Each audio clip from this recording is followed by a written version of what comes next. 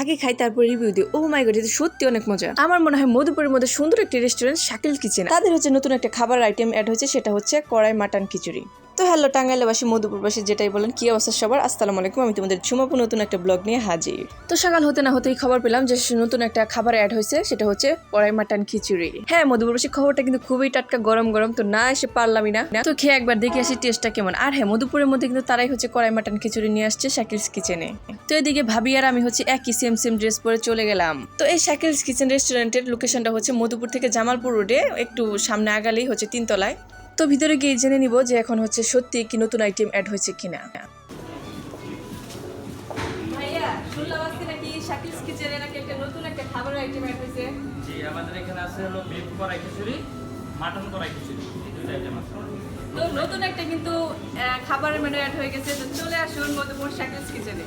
তবে একটা কথা কিন্তু মানতেই হবে, শাকিলস কিচেনের ডেকোরেশন গুলো কিন্তু সত্যি অনেক সুন্দর করছে। তো শুধু আমি আজকে একাই জানি, আমাদের সাথে হচ্ছে জুই আপু আসছিল, আমার ভাবি আসছিল, প্লাস হচ্ছে আমি এখানে বসে বসে ফোন টিপতেছিলাম, আর হচ্ছে আমাদের মধুপুরের আরেকজন কন্টেন্ট ক্রিয়েটর জাকারিয়া ভাইয়া।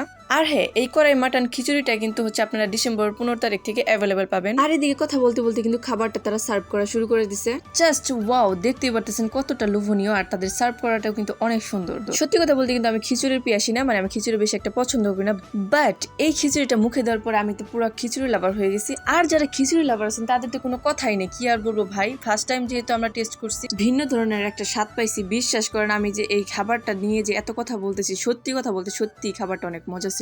আমি বলবো আপনারা সবাই মধুপুরে যারা আছেন বা বাহির থেকে যারা আসেন, আপনারা কিন্তু একবার হলেও এই মাটন কড়াই খিচুড়িটা ট্রাই করতে পারেন। আর হ্যাঁ, এই কড়াই মাটন খিচুড়িতে কিন্তু আপনারা হচ্ছে বড় বড় 2টা পিস পেয়ে যাবেন এবং ছোট ছোট পিস তো থাকছে। তবে তাদের ডেকোরেশনটা আর হচ্ছে তাদের সার্ভ করাটা কিন্তু অনেক ভালো ছিল।